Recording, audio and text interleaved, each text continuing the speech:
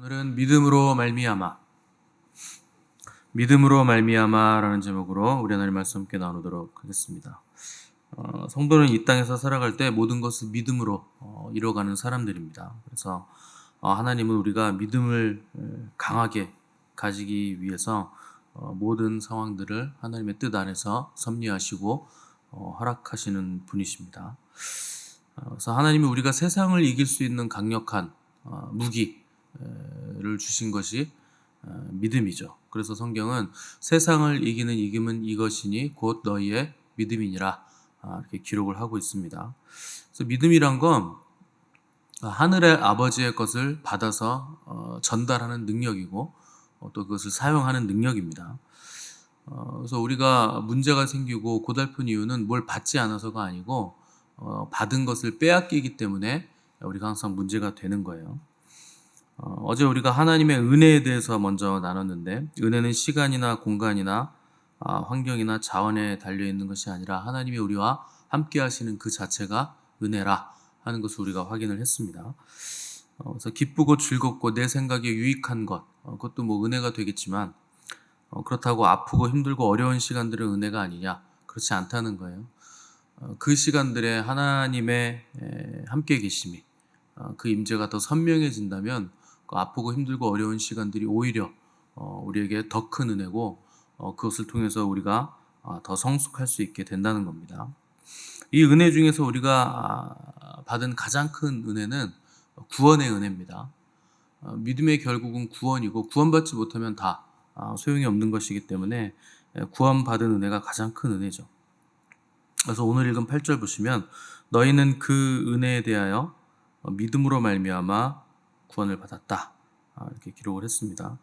5절에서도 은혜로 구원을 받았다고 언급을 했는데 8절에서 다시 그 은혜에 대해서 다시 설명하기를 믿음으로 말미암아 구원을 받은 거다 이렇게 얘기를 하고 있죠. 그러니까 믿음이라는 게 하나님의 은혜라는 것이고 하나님의 은혜로 구원을 받는다는 것 자세하게 풀었으면 그 은혜로 인해서 믿음으로 구원을 받는다 이렇게 풀어 써준 겁니다. 그래서 구원이란 건 전적인 하나님의 은혜로 가능하지만 믿음으로 구원받는다. 하나님이 구원받을 수 있는 길을 열어놓으신 것이 은혜이고 그 은혜를 받은 사람들은 믿음을 통해서 구원을 받는다. 이렇게 자세하게 풀어 써준 겁니다. 이 믿음의 첫 사람을 우리가 믿음의 조상이라 부르는 아브라함으로 알고 있는 거죠. 그 믿음의 조상이기 때문에 뭐 엄청난 믿음의 소유자라고 생각하기 쉬운데 믿음의 조상이라는 의미는 첫 믿음의 사람이다라는 뜻입니다. 하나님이 구원하시기로 작정하신 구원 사역의 첫 사람이 아브라함이 되었다. 해서 우리가 믿음의 조상이라고 부르는 거죠. 그래도 믿음의 조상이니까 누가 봐도 믿음의 조상다운 면모가 있거나 믿음이 좋아 보이면 믿음의 조상이라고 부르기가 참 쉬울 텐데 성경을 보시면 창세기를 보시면 아브라함의 믿음을 보시면 사실 그렇게 좋아 보이지가 않아요. 처음에 아브라함이 하나님을 만나서 이제 갈대아 우르에서 떠나게 되는데 하나님이 본토 친척 아비집 떠나라고 했으니까 떠난 겁니다. 근데 그리고 나서 이제 가나안 땅에 들어가게 되는데 하나님이 그 세겜 땅 모래 상수리 나무에 있을 때 하나님이 아브라함에게 내가 너에게 이 땅 주겠다 이렇게 약속을 하십니다. 그 땅 주겠다고 했으니까 너무 감사하니까 아브라함이 단을 쌓아요. 근데 그 바로 뒤에 성경에 뭐라고 써 있냐면 아브라함이 점점 남방으로 옮겨갔더라 이렇게 되어 있습니다. 그 땅 주겠다고 했으면 그 땅이 있어야 되잖아요. 근데 아브라함은 점점 남쪽으로 슬금슬금 내려갑니다. 그러다가 가나안 땅에 기근이 덮쳤는데 남쪽에 있으니까 바로 옆에 애굽이거든요. 이집트. 그러니까 기근이 덮치니까 당시 기근이 덮치면 사람들이 애굽으로 다 내려갔습니다. 거기 먹을 게 많았기 때문에. 기근이 덮치자마자 아브라함도 쏠랑 애굽으로 넘어가요. 그러니까 이건 믿음의 반응이 아닌 거죠. 그 땅 주겠다고 했으면 거기 있어야 되는데 남쪽으로 슬금슬금 내려가더니 기근이 닥치니까 애굽으로 넘어가 버렸다. 이건 뭐 믿음의 행동이라고 보기에는 너무 엉뚱한 일을 한 거죠. 애굽에 들어가서는 또 더 가관입니다. 파라오가 아브라함의 아내 사레를 보고서 얼마나 예뻤던지 탐을 내니까 그 아브라함이 그 막아야 되잖아요. 내 아내다. 그럴 수 없다. 해야 되는데 제 누이입니다. 이렇게 하는 사기치는 바람에 그 덕에 또 부자가 됩니다. 나중에 아들이 생기지 않았을 때는 하나님한테 아브라함이 뭐라 그러냐면 주님, 제게 무엇을 줄 겁니까? 저는 무자하오니 자식이 없으니 제 종, 이 늙은 다메섹 사람 엘리에셀이나 제가 후사로 그냥 삼겠습니다. 이렇게 얘기를 하죠. 처음 나올 때 아브라함이 나온 이유가 내가 너로 큰 민족을 이루고 너로 창대케 할 거다. 너는 복의 근원이 될 거고 복이 될 거다. 이 얘기 듣고 나왔는데 큰 민족을 이룬다고 했으면 자식을 주겠다는 얘기잖아요. 근데 저는 자식이 없습니다. 그냥 자기가 선포를 합니다. 그래서 제 후계자는 여기 제 몸종, 제 종 다메섹 사람 엘리에셀입니다. 이 사람이 참 충성된 사람입니다. 늙기는 했지만 그래도 제가 이 사람을 후계자로 삼겠습니다. 이렇게 얘기를 했다는 거예요. 믿음 없는 얘기를 계속한 거죠. 사라는 한술 더 떠요. 사례는 한술 더 뜹니다. 아이가 없으니까 아브라함한테 당신 저기 우리가 이집트에서 나올 때 데리고 나온 여종 하갈에게 들어가서 동침해라. 그래서 아이 낳아라. 그러면 우리 같으면 하나님의 음성도 들었고 믿음의 사람이면 무슨 그런 소리를 하냐고. 하나님이 아들 주시겠다고 했는데 하나님이 다 하신다. 그런 소리 말아라. 그리고 나는 당신밖에 없어요. 내가 왜 여종에게 들어가냐고. 난 당신만 사랑해. 절대 그럴 수 없어. 뭐 이래야 좀 멋있잖아요. 믿음의 사람이고 좀 남편답고. 근데 사라가 동침하라는 말을 하니까 동침하라는 말이 떨어지자마자 아브라함이 엄청나게 순종해가지고 바로 그냥 들어갑니다. 예. 그리고 장막으로 싹 들어가요. 그래서 낳은 아들이 이스마엘이에요. 하나님이 그거를 딱 보신 뒤에 찾아오셔서 뭐라냐면 나는 엘 샤다이다. 나는 전능한 하나님이다. 너 내가 못할 일이 있겠느냐? 너는 내 앞에서 완전하라. 하나님이 아브라함한테 뭐라고 하신 거예요. 믿음 없는 짓 자꾸 한다고. 그리고 나서 하나님께서 또 찾아오셔서 너 잘 들어라. 내년 이맘때 너한테 아들이 있을 거다. 아브라함이 그 얘기 들으면서 엎드려가지고 웃습니다. 참 웃기는 얘기 하시네요. 100세가 된 사람인데 무슨 아들이 있어요. 지금 내 아내는 경수가 끊어져가지고 이제 자식을 못 낳는 몸이 됐는데 무슨 아들이 있습니까? 그래서 아들 이름이 이삭이 됐잖아요. 웃음. 아브라함도 웃고 사라도 뒤에서 듣고 있다가 피식 웃고 말도 안 되는 소리 하시네. 그래서 아브라함이 웃으면서 뭐라 그랬냐면 그냥 이스마엘이나 복받고 잘 살기를 원합니다. 그렇게 얘기했다는 거예요. 그럼 여러분 아브라함이 믿음의 조상답습니까? 여러분들이 이런 얘기들을 보면서 믿음의 조상이 아니라 이건 불신의 조상이죠. 믿음 없음의 대표성을 가진 사람이라고 불러야죠. 사라는 어떤가요? 여종 하갈이 임신해가지고 임신하니까 이 여종이 이제 안방마님이 된 거예요. 자기가 자식을 잉태했잖아요. 그리고 그때부터 사라를 막 업신여깁니다. 그러니까 사라가 얼마나 히스테리를 부렸는지 하갈이 견디다 못해서 집을 나가버려요. 임신한 채로. 얼마나 괴롭혔으면 임신한 사람이 집을 나갑니까? 몸을 잘 추스려야 될 상황인데. 그러니까 성경이 뭐라고 썼냐면 사라가 하갈을 학대함으로 하갈이 도망쳤다. 이게 그냥 우리는 맹수맹수하게 읽으니까 그냥 그런 것 같죠. 얼마나 못 살게 굴었는지 임신한 상태로 도망갔다는 거예요. 보통이 아니었다는 거예요. 사례가 성질이 꼬장을 아주 있는 대로 부리고 아브라함한테 막 바가지를 있는 대로 긁고 내가 받는 이 모욕은 당신이 받아야 된다. 왜 내가 이런 수모를 받아야 되냐 그러잖아요. 지가 들어가라 그랬잖아요. 하갈한테. 아브라함은 아내 말 잘 듣고 순종한 것밖에 없는데 꼬장을 있는 대로 부리고 아주 그냥 못됨을 쳐서 드신 분이에요. 사례가. 가지고 여종을 못 살게 굴었다는 거예요. 나중에 이삭을 잉태해서 이삭이 태어나요. 결국에. 근데 이스마엘이 먼저 태어났잖아요. 이스마엘이 한참 형입니다. 이스마엘이 이삭을 막 괴롭히고 못 살게 구니까 사라가 그걸 보고 눈이 돌아가지고 저거 둘 다 쫓아내라 그래가지고 쫓아내버립니다. 그러니까 사례는요, 그 아침 막장 드라마에서 김치 싸대기 날리는 시어머니 있죠? 딱 그런 캐릭터예요. 그런데 히브리서에서 이 두 사람을 어떻게 쓰고 있는지 아십니까? 히브리서 11장이 믿음장이거든요. 믿음의 전당에 이름을 올린 사람들, 거기에 떡하니 이런 아브라함과 사라가 이름이 올라가 있어요. 진짜 믿음 없어 보이는 아브라함하고 그냥 못된 그 막장 드라마의 주인공 같은 사라의 이름이 그 믿음의 조상들, 믿음의 명예의 전당에 이름을 올려놓고 있다는 거예요. 이 정도면 우리도 믿을 수 있을 것 같지 않습니까? 우리가 훨씬 더 믿음 있는 것 같지 않습니까? 우리 이름도 여기 올라가는 게 마땅할 것 같은 정도밖에 안 되는데, 도대체 어떻게 이런 사람이 믿음의 조상이며 어떻게 믿음의 명예의 전당에 이름을 올리는 사람들이 됐는가? 왜 성경은 이들을 칭찬하는가 하는 거죠. 어떤 믿음을 가진 것인가? 아브라함과 사라의 믿음은 딱 하나예요. 그들이 하나님의 말씀에 순종했다는 거예요. 어찌됐건 저찌됐건 순종을 했다는 겁니다. 그러니까 처음에 아브라함은 본토 친척 아비 집을 떠나라. 너 고향 그리고 너의 친척 사람들, 동네 사람들, 네가 가지고 있는 모든 그 인프라 환경들 다 버리고 떠나라. 그 얘기 듣고 떠났습니다. 그리고 나서 가나안 땅에 들어간 이후로 아브라함은 한 번도 자기 고향 땅을 돌아보지도 않아요. 돌아가려는 생각을 안 합니다. 그래서 한 번도 그런 내색을 비친 적이 없어요. 뭐 비록 남방으로는 내려가고 기근이 왔을 때 이집트로는 내려갔지만 결국 자기가 떠나온 곳으로 난 고향으로 다시 돌아가야 되겠다.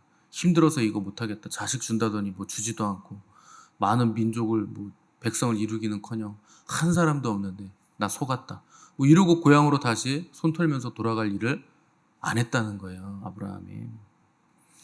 이게 그게 대단한 일이냐 싶겠지만 당시 시대는 씨족 국가 시대입니다. 그러니까 자식이 많고 가족들, 친지들이 많아야 그 사람들이 나를 지켜주던 시대예요. 그러니까 자식, 친척들이 군사력인 거죠. 그래서 성경에서는 그 자식이 많으면 그 장사의 그 화살통에는 활과 같다 그러잖아요. 화살과 같다 그러잖아요. 무기라는 거죠, 자식이. 그럼 친척들이 무기고 자식들이 무기인데 아브라함은 무자하잖아요. 그러니까 얼마나 위험한 상황입니까? 그것도 자기 고향도 아니고 전혀 다른 땅에서 살고 있는데. 그러니까 그가 이방 땅에서 나그네로 살아가는 시간들을 아브라함은 우직하게 버텨냈다는 거예요. 하나님의 그 말씀을 붙잡고. 그 출애굽한 이스라엘 백성들이 늘상 어렵고 힘들 때마다 하는 얘기가 뭡니까? 애굽으로 돌아가자. 돌아가자는 거예요. 다시 돌아가자. 우리가 이렇게 힘들게 여기서 왜 이러고 있냐. 다시 그냥 돌아가자. 그때가 훨씬 좋았다. 종이었는데 뭐가 좋습니까? 노예로 살던 시절인데. 그런데도 사람들은요, 익숙한 환경으로 돌아가려고 하는 관성이 있는 거예요. 근데 아브라함은 고향으로 돌아가지 않고 약속의 땅에서 계속 버티는 거죠. 사라가 죽은 뒤에야 땅이라고는 그 매장지 하나, 그거 이제 딸랑 하나 생긴 건데, 사라가 죽었으니까 이제 가족이라고는 이삭밖에 없죠. 아브라함하고 이삭. 근데 그 두 사람이서 그 작은 땅 하나 붙들고서 거기서 계속 있는 거예요. 이게 아브라함이 가지고 있는 믿음의 핵심이었다는 거예요. 초대교회가 핍박의 시간들을 오래 통과해 나갈 때 가장 큰 유혹이 뭐였냐? 유대교로 돌아가는 거. 이게 가장 큰 유혹이었습니다.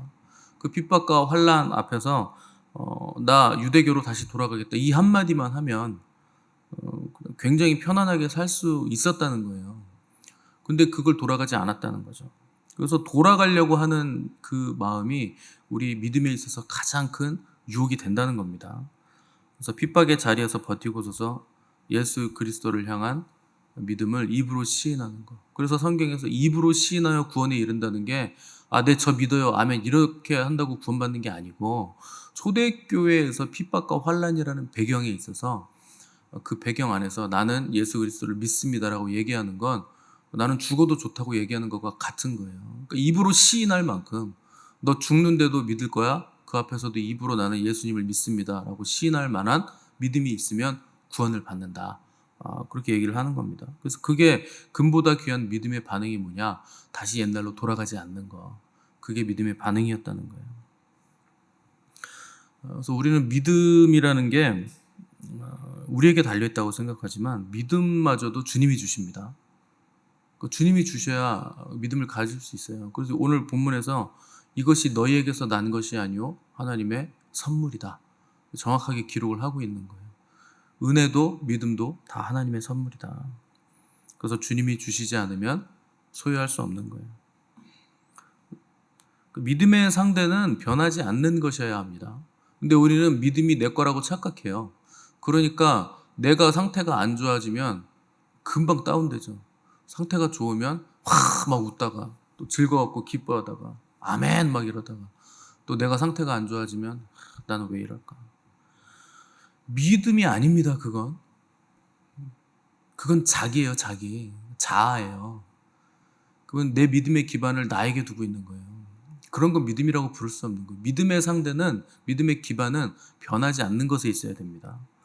그래서 사람은 믿음의 상대가 될 수 없어요. 사람은 변하잖아요. 조속으로 변합니다. 사람은 사랑의 상대지 절대 믿음의 상대가 될 수 없는 거예요. 땅에 있는 그 어떤 것도 믿음의 상대가 될 수 없죠. 믿음의 대상이 될 수 없죠. 땅은 변하잖아요. 원래 없던 거잖아요. 땅이 하나님이 만드신 거잖아요. 원래 없던 건 지금 있다고 해도 다시 없어집니다. 영원하지 않다는 거예요. 원래 없던 거니까. 어떤 것도 변하지 않거나 영원한 것은 없다. 사람도 마찬가지. 그러니까 우리 믿음의 대상, 믿음의 상대는 하나님이어야 되는 거죠. 그래서 하나님 우리가 믿음을 가지게 하기 위해서 상식적이지 않은 많은 일들을 우리에게 요구하시죠. 왜 그러냐? 그 일에 대해서, 그 믿음의 요구에 대해서 순종할 때 우리에게 믿음이 생기기 때문에 그런 거예요. 그래서 믿음에 있어서 가장 중요한 것은 뭐냐면 방향성이 굉장히 중요한 겁니다. 돌아가지 않는 거예요. 돌이키지 않는 거예요.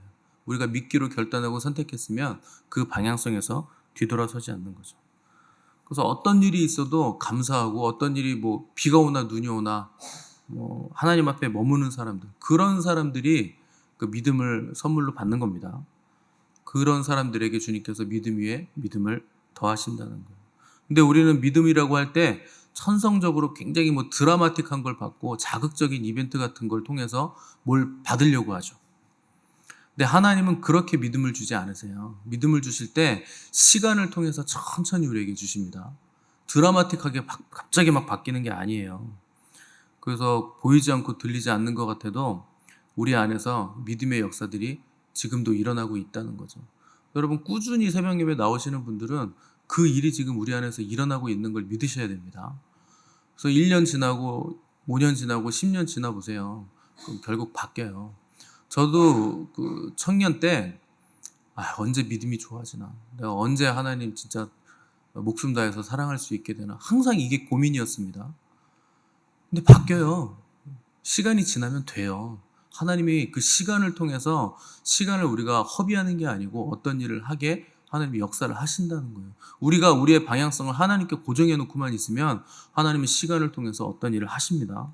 그래서 주님을 향한 방향성을 돌이키지 않으면 어둠이 하나하나 물러가고 점점 빛으로 채워져요. 근데 믿음이 없는 사람들의 특징은 무슨 일이 있으면 여기저기 뛰어다니기 바쁩니다. 야, 이거 큰일 났다, 이거 해결해야 된다, 막 뛰어다녀요. 그럼 닭 쫓던 개는요, 나중에 지붕만 쳐다봐야 됩니다. 닭은 지붕 위로 올라가 버리거든요. 안이 먼저 채워지지 않았는데 밖으로 막 뛰어다니면 아무것도 안 만들어집니다. 그래서 먼저 안을 채워야 돼요. 기도와 말씀이 그래서 우리의 안을 채워주는 거예요. 하나님 앞에 머물면서 기도와 말씀 가운데 안을 먼저 채워야 그것이 밖으로 드러나는 능력이 될 때, 우리가 여기저기 다닐 때 창조의 기적이 일어나는 거죠. 주님은 엠마오로 내려가는 제자들을 부활하신 주님이 만나 주셨는데, 그들의 감겼던 눈을 말씀을 풀어주심으로 눈을 띄워주시죠. 눈이 떠지니까, 말씀이 풀어지니까 엠마오를 향해서 가던 제자들이 다시 방향을 돌이켜서 예루살렘으로 올라갑니다. 방향을 바꿨다는 거예요. 그 두 제자가 믿음이 좋아서 방향을 돌이켰느냐? 믿음의 주요 온전케 하시는 주님께서 눈을 열어주시고 믿음을 주셨기 때문에 방향을 돌이킨 거예요. 그러니까 믿음은 우리의 것이 아니라 주님의 것이죠. 주님 우리에게 주실 때, 우리의 믿음의 눈을 열어주실 때 우리가 주님을 향한 방향성을 잃지 않게 된다는 겁니다. 그래서 믿음이 좋다는 건 다른 거 아니에요. 하나님을 향한 방향성을 돌리지 않는다. 어떤 일이 있어도 돌리지 않고 아무 일이 없는 것 같아도 한결같이 그 방향성을 돌리지 않는 것. 그걸 우리가 믿음이 좋다 이렇게 표현하는 겁니다. 아브라함은 자포자기하고 싶을 때마다, 자기 신세 한탄을 할 때마다 하나님이 찾아와 주셨어요. 그래서 아브라함이 빈정상했을 때, 야, 너 잠깐만 나와봐. 너 밤공기 좀 쐬야 되겠다. 야. 그래서 하늘의 별을 좀 봐라. 별 많지? 네 자손이 저렇게 많을 거야. 너 바다에 모래 셀 수 있어? 못 세겠지? 네 자손도 그렇게 못 셀 거야. 너 여종을 통해서 이스마엘 낳는데 걔가 네 후사 아니다. 네 아내 사라의 몸에서 난 자라야 너의 후사다. 그리고 반드시 네 아내 사라가 잉태할 거다. 내년 이맘때쯤 너에게 아들이 있을 거다. 하나님이요 끊임없이 아브라함을 얼르고 달래고 설득하고 약속해 주시고 언약 맺으시고 이걸 계속 하신 거예요. 아브라함이 믿음 좋아서 믿음의 조상이 된 게 아니고 하나님이 아브라함에게 찾아오셔서 필요할 때마다 얼르고 달래서 믿음의 조상이 되게 하신 거예요. 하나님의 열심이 아브라함을 아브라함 되게 하셨다는 겁니다. 그 나중에 하나님이 너의 독자 아들, 네가 그렇게 사랑하는 아들 이삭 나에게 바쳐라 했을 때 아브라함이요 묻지도 따지지도 않고 그냥 바칩니다. 그냥 바로 다음날 아침 일찍 일어나서 짐 챙겨서 그 이삭을 3일길을 가서 모리아산에서 이삭을 바치려고 해요. 그때 아브라함의 모습은 믿음의 조상다운 믿음을 가진 면모를 가진 사람으로 변해 있었다는 거예요. 누가 그렇게 만들었느냐? 하나님이 그렇게 만드신 거예요. 아브라함이 뛰어나서 그렇게 된 게 아니고. 그래서 우리는 하나님을 바라보면 되는 겁니다. 믿음도 하나님이 주시는 거고 은혜도 다 하나님이 주시는 거예요. 환경이나 감정 기복에 상관없이 우리가 안정감을 가질 수 있는 이유는 믿음의 주요 온전케 하시는 분이 우리 주님이시기 때문에, 믿음의 기반이 나에게 없기 때문에 우리가 안정감을 가질 수 있는 거예요. 만약에 믿음의 기반이 나에게 있어 보세요. 아침에는 천국 백성인데 저녁에는 지옥 백성이잖아요. 어떻게 안정감을 가집니까? 근데 믿음을 하나님이 주시기 때문에 우리는 안정감을 가질 수 있는 거죠. 교회는 믿음을 가진 사람들이 모여 있지만 어떻게 저런 사람들이 하나님을 믿는다고 할 수 있을까 싶은 사람들이 굉장히 많습니다. 저 사람 내가 볼 때 하나님 안 믿는 것 같아. 아브라함도 그랬다니까요.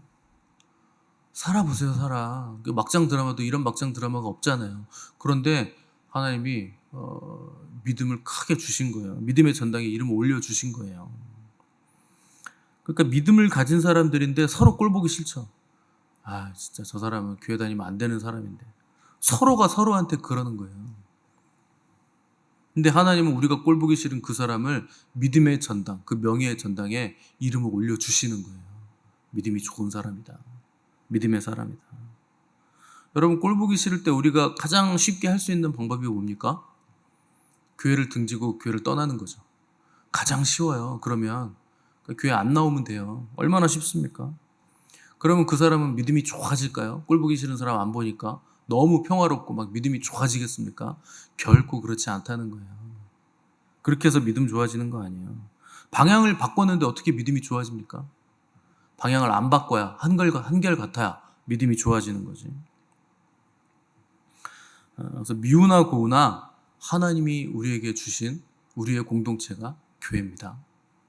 여러분, 이 안에서 그냥 볼 걸 못 볼 거를 다 보셔야 되고 그냥 진흙탕 싸움을 하셔야 되고 싸웠다가 화해했다, 좋았다가 나빴다가 미웠다가 사랑했다가 그 일을 하셔야 돼요.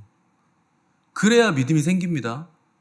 아니면 믿음이 안 생겨요. 여기서 지지고 볶고 싸우면서 머물 때 우리에게 금보다 귀한 믿음이 생기는 거예요. 전혀 안 믿는 얼굴들이신데 믿으시기 바랍니다. 그래야 믿음 생겨요. 여러분, 내가 내 자신을 생각할 때 좋은 꼴만 보고 살면서 믿음이 생기겠습니까? 우리가 그렇게 생겨 먹은 사람들이에요? 안 돼요. 깎여야 되고 부서져야 되고 엄청나게 많은 시련들을 겪어야 돼요. 그래서 믿음의 방향성을 잃지 않는 것 자체가 믿음의 반응이다 하는 겁니다. 그러니까 우리 시대는 교회 안 나가는 걸 너무나 쉽게 생각하죠. 그리고 교회가 마음에 안 들면 뭐 교회 옮기면 되지 쉽게 생각합니다. 여러분 그럼 방향성 물줄기를 바꾼 거예요. 그럼 처음부터 다시 시작해야 돼요. 여기서 꼴보기 싫은 사람이 있어서 다른 교회 가면 꼴보기 싫은 사람이 없겠습니까? 내가 그대로인데 어떻게 없어요? 그런 사람은 똑같이 그대로 있죠. 내가 변하지 않았는데. 내가 변해야 해결이 되는 거지 장소 바뀐다고 되는 거 아닙니다. 그래서 어찌하든지 여러분 교회를 사랑하시기 바랍니다. 교회를 즐거워하시고 교회를 기뻐하셔야 돼요. 누가 뭐라고 해도 주님이 우리에게 허락하신 공동체인 거예요. 이 공동체의 머리는 우리 주님이세요. 그래서 우리의 교회 이름은 충만인 거예요. 그래서 이 안에서 머물면서 가장 아름답고 영광스러운 공동체를 우리에게 주셨다 하는 것을 깨달으시고 이 공동체 안에서 믿음의 방향성을 잃지 않는 믿음의 사람들로 성숙해 가시기를 도전을 드립니다.